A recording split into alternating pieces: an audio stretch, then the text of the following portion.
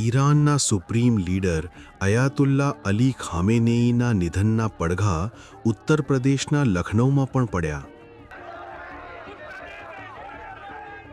પવિત્ર રમઝાન માસમાં ખામેનેઈની વિદાયના સમાચાર મળતા જ લખનૌના રસ્તાઓ પર હજારો લોકો ઉતરી આવ્યા. શોક અને આક્રોશ વચ્ચે લોકોએ આ નિધનને લઈને પોતાનો વિરોધ પ્રદર્શિત કર્યો છે. અને વાતાવરણ અત્યંત તંગ બની ગયું છે.